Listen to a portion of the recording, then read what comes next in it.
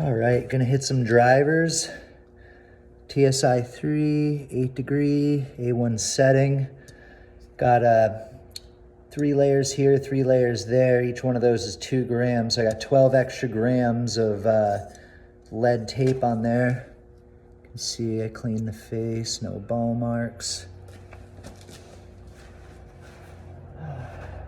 Haven't hit this thing in a while. Hopefully I can find the club face. It's real low T too. All right, nice and smooth.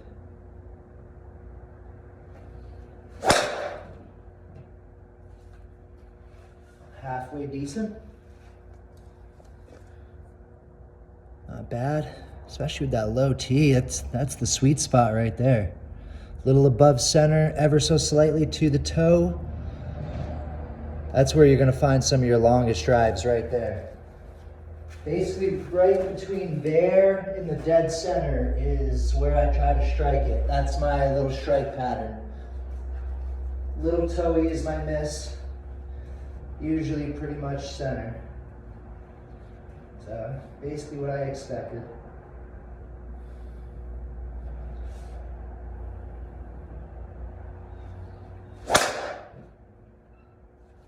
Definitely pulled that one a bit.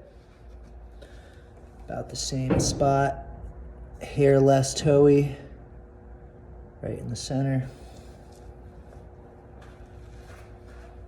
You know, a lot of people think the sweet spot of a driver is the middle, and it's not.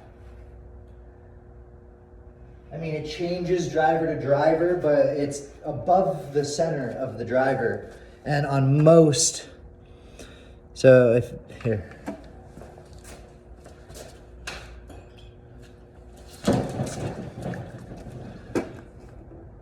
So if this is the dead center, let me get this a little better angled. There we go. So if about here is the center, that's where most people think the sweet spot is. It's actually just a hair above center and just a hair towards the toe. About right there is where you want the middle of that ball. So that one was a little toey, but pretty darn close to really where you want it. Yeah, let me really, look at this. Yeah. Yeah, I'd say right about that pencil mark there is where you want the center of the golf ball.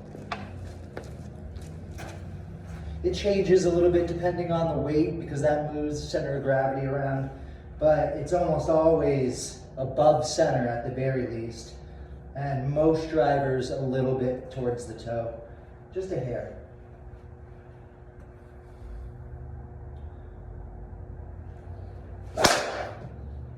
That one felt absolutely nutted. That felt like a good swing.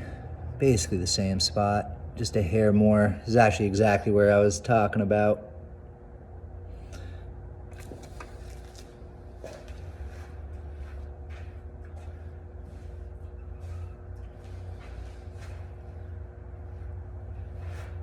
Here, I'll hit this one not on the toe. This one will actually be middle.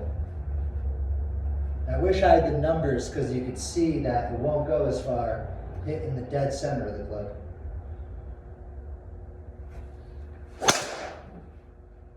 I think I actually healed it.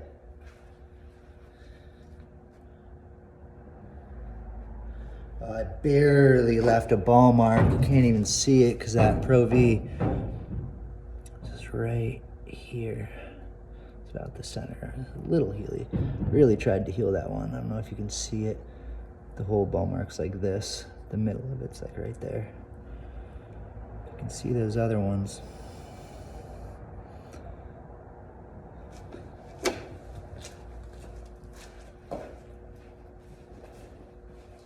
I know this orange ball leaves a real obvious print.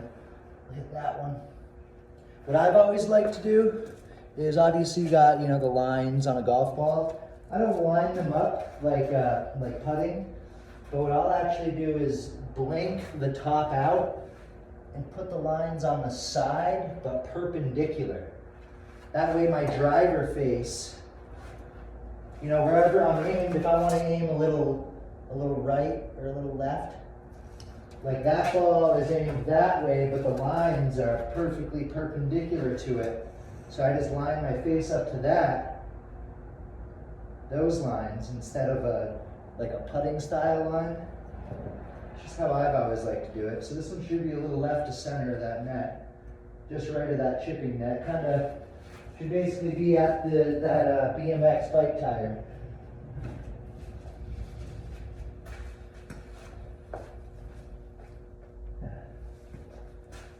Start right about there.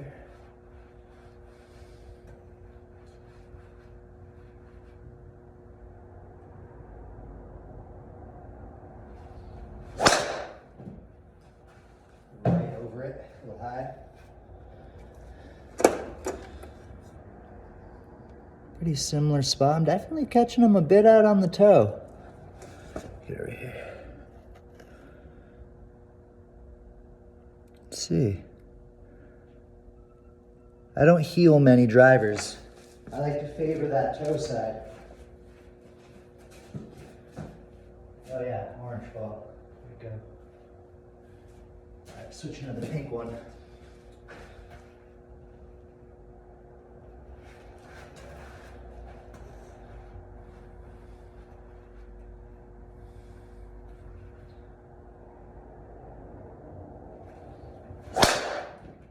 Oh yeah, that felt real nice. Another one right there. I think that was that one. Kind of losing track at this point with all them ball marks. That one was nutted right on the sweet spot.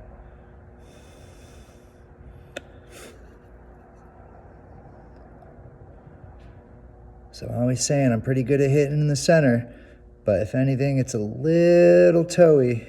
It's where I prefer to have my miss. That's my strike pattern. Especially with driving. Oh yeah, the purpose. Don't leave a mark. How'd that orange ball go? Oh, there it is.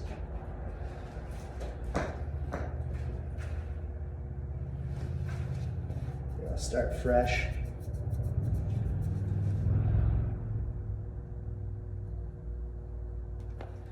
Try to make a new little sweet spot dot. Right there is where I want the middle of my ball to hit, right there. Just a hair above center, just a hair towards the toe.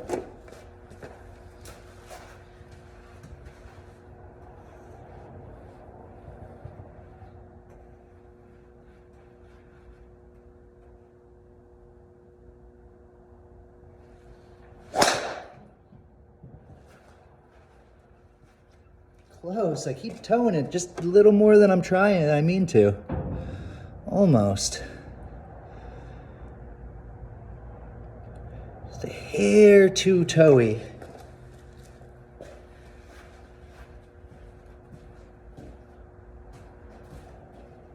But I think those will play all right, considering I've hit, I don't know, 20 drivers in the last 6 months. And the one time I actually got to see the ball flight, they were absolute rockets at the range. There's a net at the end of the range at about 280, and I was flying that net. Every single drive was just on top of one another, perfect. Dead straight over the net. Beautiful. Dead straight, just falling to a cut. That's what I like to see. Just a little bit of a cut.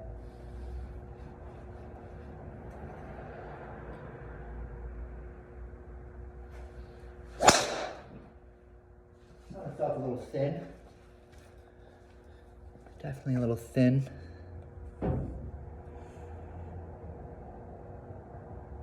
And that ball is soft. You can see how much it compresses on the face. My normal ball speeds are around 270, 275. I can get it in the 180s. My average swing speed is about 117, 118 on the course. I can get it over $120, really going after it. I'm gonna try to hit one hard. So when I'm really trying to hit one hard, I think longer and slower a big mistake is when people try to rip it, they get too quick and they actually end up swinging shorter than they normally would, throwing their rhythm off, losing power, hitting it sideways. I like to think very Ernie Els mixed with John Daly, just real rhythmic, and I almost try to get it, if normally I'm, just short of parallel or parallel, I try to get it basically a nice big shoulder turn, and just think rhythm and speed. Long and rhythmic when I'm trying to really get after it. I might grip right up to the end of the grip. Normally my grip's there, I might come just an 1/8 inch, 1/4 of an inch more, just so the pad of my hand is just dangling off the edge of the grip, just to really squeeze every bit out of the length of the shaft. And I'm really trying to rip one from in a scramble or something. Yeah. Try to give this one hell.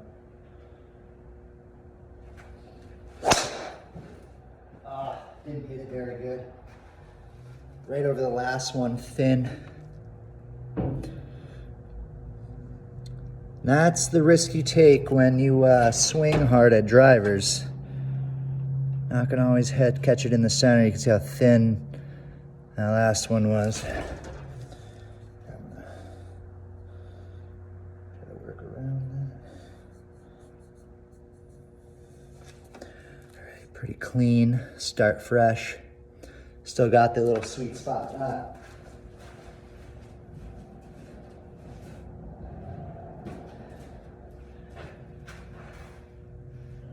Just a few more. Back to just normal drives, no more long driving it.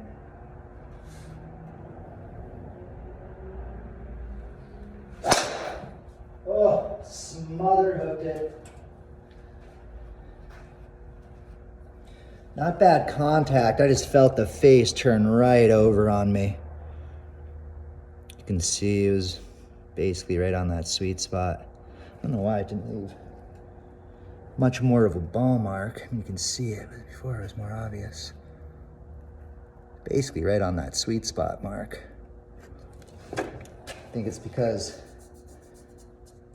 when I wiped the old ball marks off, there was like some like debris on the face. I think got in between the ball and the club face and it didn't leave the mark the same.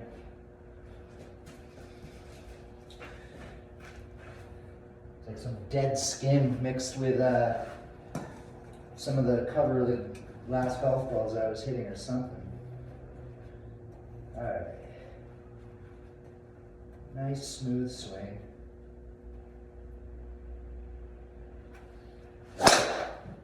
Much better. That would have been nice and straight. I like my normal strike. I don't know why it's not leaving ball marks all of a sudden. You can see them though, they're just a little more faint. Right. There's an angle that shows it.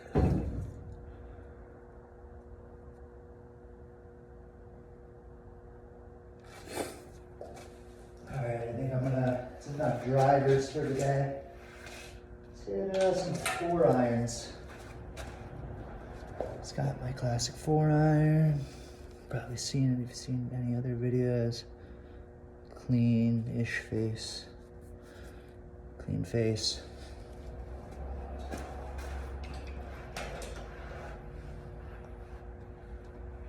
That ball has like, I don't know if I've showed the camera these really crappy range balls that I've been hitting.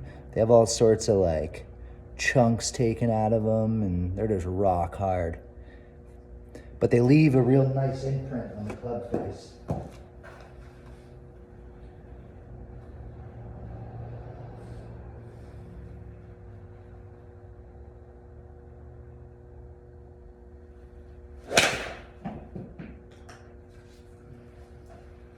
That was a little toey. Look at what happens to all these Pro Vs I've been hitting. They're all broken. Pieces of crap.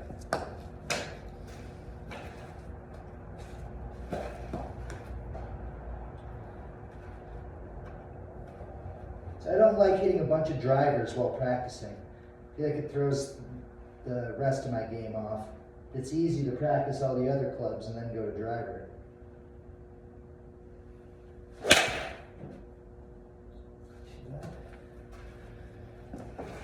It's the practice thing where I go, between woods, long iron, wedges. It's just a little 60 degree.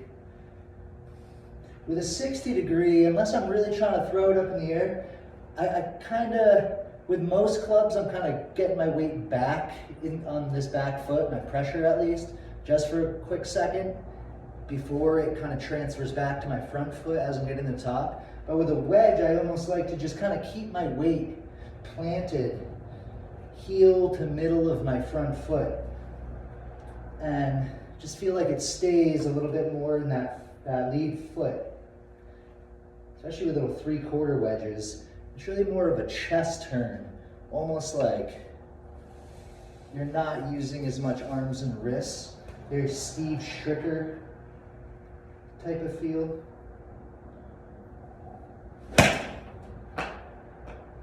And just let gravity do its thing. That's the key. And there were some other ball marks on there, a couple, but just in the middle. Usually pretty good at hitting all my clubs just about in the middle.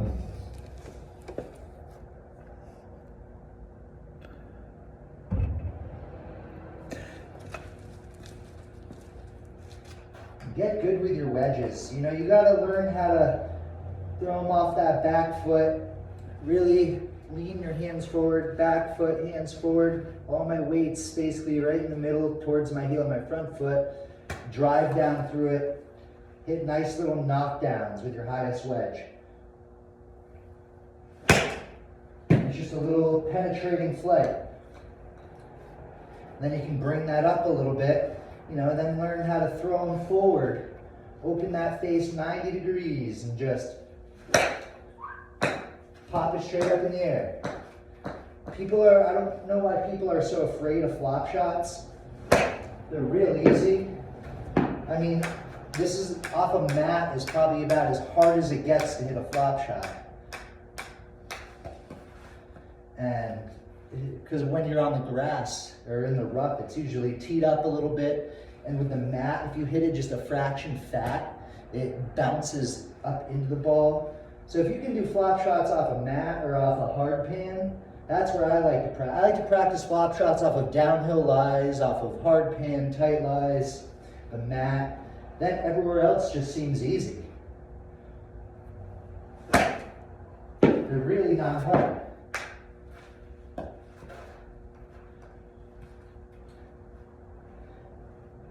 Then a shot I play a lot is off my back foot, hands leading, but I open the face maybe just a quarter of the way.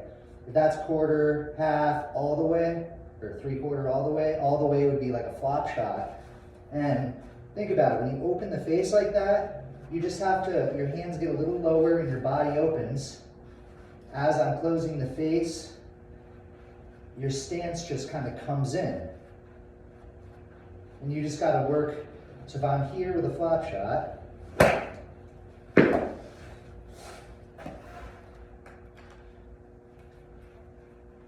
a little open, it's off my back foot instead of my front foot. Still leading with my hands. And you just drive through. And that's the ball, or the shot that if you really need to get it to stop, it's basically, if this was my normal little wedge, hands forward, I would open the face just a touch, open my stance just a touch, and it's that same kind of hinge and hold. And you can see how the club will come down at a much steeper angle, and the ball will ride up the face. Versus if I were to just play this in the middle with like this, look how low that club's coming in. It's going to catch the grass, probably going to catch it fat. That's a terrible way to chip. I've been seeing a lot of people teaching chipping that way recently, and Lee Trevino, Seve Ballesteros, Phil Mickelson, they all agree with me, and that is a terrible way to chip from the middle of your stance with a straight up and down shaft. You need to play that ball back on normal chips. Hands forward, you just hinge and you hold. And it's basically just letting gravity do its thing. You just hinge, and it's not a rigid hold. Obviously, I'm not doing this and not letting it hinge at all back, but it's just letting it fall. It's so easy. And practice this. You can, kind of catch it with your trail hand and then just let it go. And just brush the ground. It's so easy. And I see so many people mess up little shots like this. It's so easy.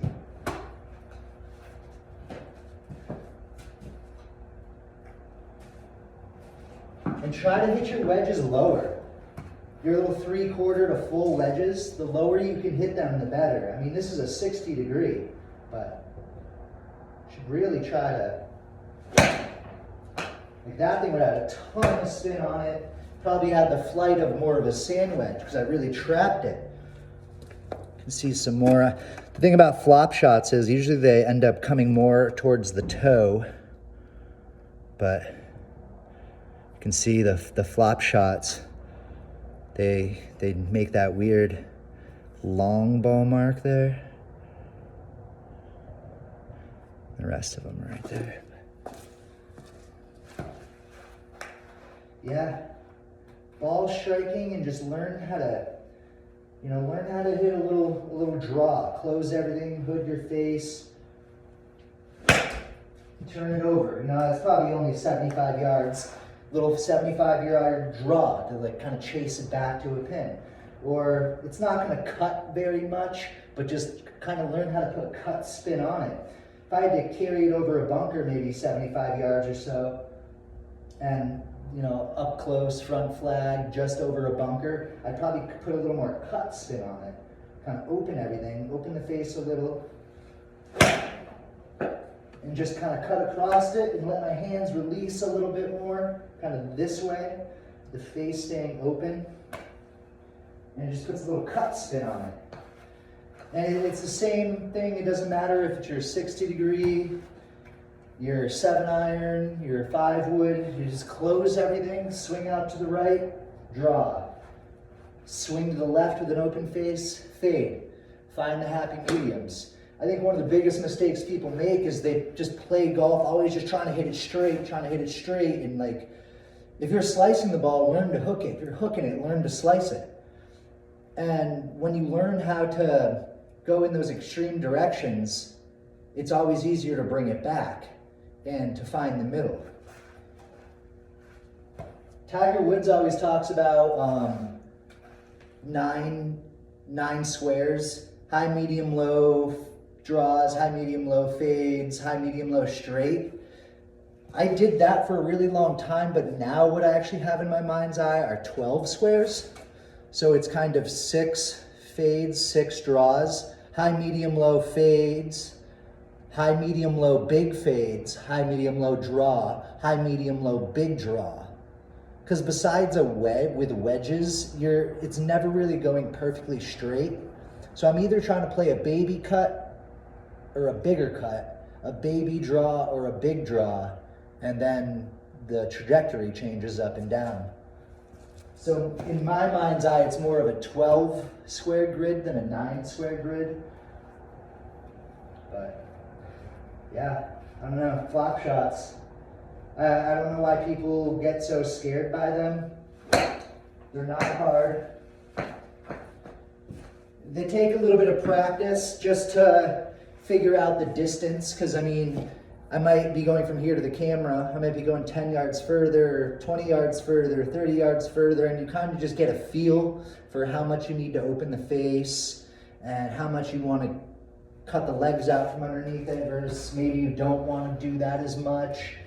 It takes some practice and some trial and error to figure out the distances, because I could take a full swing but hit it really, really short.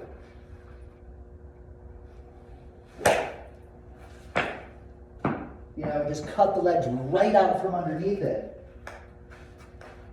Or I can take it, same open face, or you can take a lot easier swing and have the ball go a lot farther depending on the type of contact you make with the ball. So it's like I said, there's a lot of trial and error that goes along with it, and you just kind of learn the different feels of, all right, when I really cut the legs out from underneath it, I got to take a big swing and the ball doesn't really go anywhere. Or I can take a big swing and make it carry further, and it's really on how you're contacting the ball. Like if I'm trying to make the ball go nowhere, I'm basically just trying to get the club to drop with a 90-degree open face right underneath the ball, like boom. Right where the ball's sitting is where I want my club face to land. And I'm just giving a little like throwing action. Just kind of, most of my shots I feel more lead hand, glove hand dominant, but with that I like to throw my right hand at it a little bit. If I'm really trying to cut the legs out from under it, really it's both hands. I'm kind of using both hands to just kind of let the club release, and it's one of the few shots I want the club to get past my hands and I'm not, leading. That and a bunker shot. Same thing with a bunker shot is a flop shot. You might just be trying to hit it a hair behind the ball instead of right underneath it. A bunker shot you'd hit, this far behind the ball. I don't know what it'll do off a mat if I hit like a bunker shot. Probably just skull. Yeah. But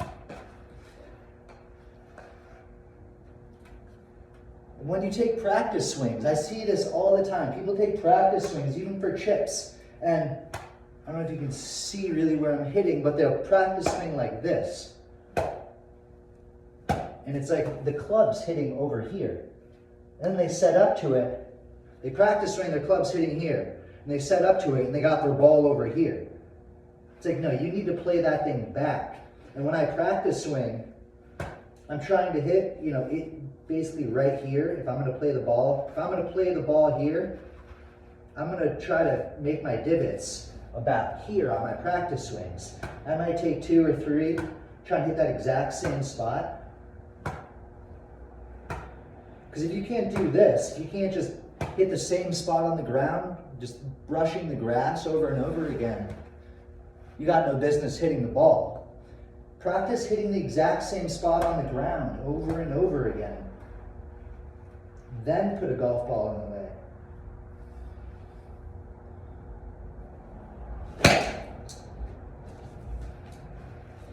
I mean, it's a lob wedge, so it's not going to go that far, but can get this to about 100 yards if I absolutely try to annihilate it, really close it down and play a draw. Generally, I don't hit my 60 degree, which is Vokey, 4 degrees of bounce. Some lead tape on there. It's an SM9, 4 degrees of bounce.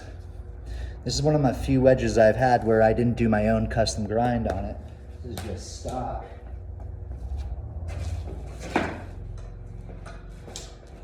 All right, I gotta keep these videos pretty short so they'll actually load onto YouTube. Holy shit, pushing a half hour.